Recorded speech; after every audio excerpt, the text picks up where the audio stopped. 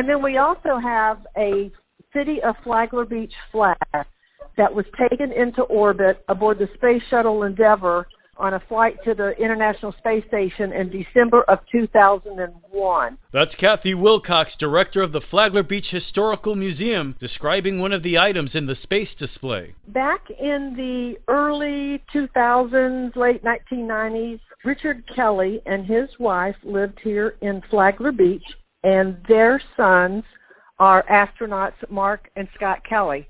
So they donated quite a few items to us. We have some autographed pictures. We have some space food. We have some memorabilia from the space launch that they went up in. And it is perfect timing for a space display. We thought it was appropriate with Artemis going up, and it's in the news these days, that for people to come in and see what we have at our space display.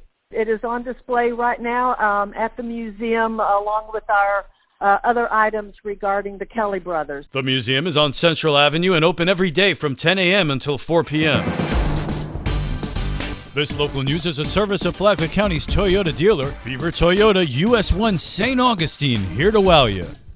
A fugitive surrenders in Flagler County. 33-year-old Leroy Capers Sampson Jr., a Palm Coast career criminal with arrest warrants in 2 Florida counties and a lengthy criminal history, is now behind bars after a standoff with the Flagler County Sheriff's Office.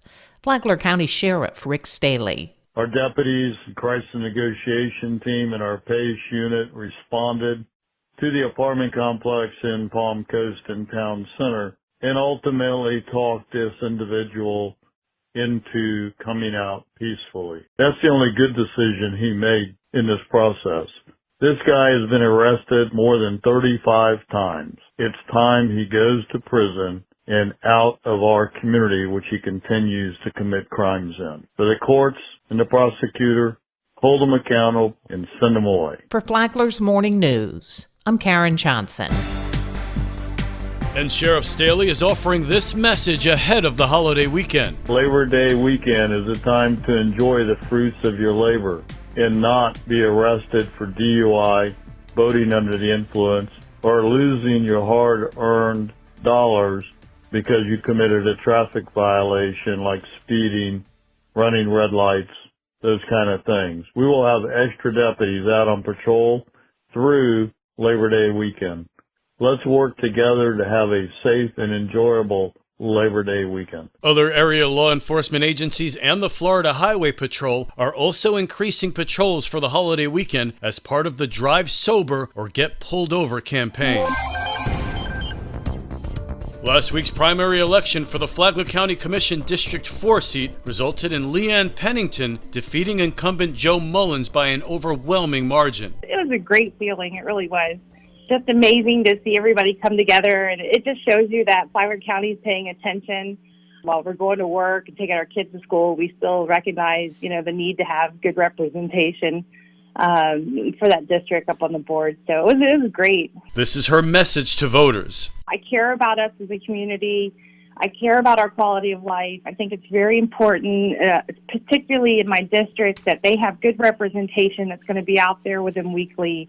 A lot of people don't, understand the concerns out in Bunnell and westward. They're going to really see, progress and come out of the commission with me on it. Pennington faces Jane Gentile Yude and a write-in candidate in the general election. How has COVID affected emergency medicine? Flagler County EMS Director Dr. Kristen McCabe said that COVID changed healthcare and emergency medicine throughout the country and around the world.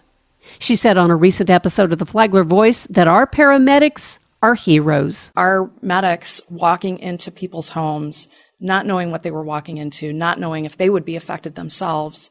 Amazing bravery. Dr. McCabe said that while normally they would think about and process new medical information, COVID left them no time to do that. Because COVID was moving very fast and we really had to move quickly to keep up, we had to really rapidly take some of those pieces of evidence and move them into an operational plan very, very quickly. So I think that accelerated pace has taught us how much we really can do. McCabe said that while several people retired or changed jobs at the height of the pandemic, others came in and are trained to handle the community's emergencies. You can listen to the Flagler Voice on WNZF on Saturday mornings at 8:30 and anytime on the Flagler radio app. From the WNZF newsroom, I'm Deb Albertson. The holiday weekend is here. Plenty of family fun in Flagler County. This is Stacy with Fun for Augie Kids to tell you what's going on. Join the Flagler County Library for their Baby Storytime event. This is a half hour filled with stories, songs, interactive play, and more. Also, the Pixels and Perlers event is this afternoon. Kids in grades 8 through 12 can play Switch games and even create some of their own 8-bit art. Flagler Beach's first Friday is tonight. There will be live music on stage and a dance floor flanked by food vendors and arts and crafts. Tomorrow, the Flagler County Library is hosting their Sensory Storytime event. This is geared for children on the autism spectrum or who have ADD and their caregivers. Pre-registration is required. Join Home Depot for a free in-store kids workshop. This class will be making their own pencil desk organizers. To learn more about these events and others, please visit us on our website at fun4augiekids.com. Have a great weekend. And now you're up to date on Flagler's Morning News. I'm Rich Carroll.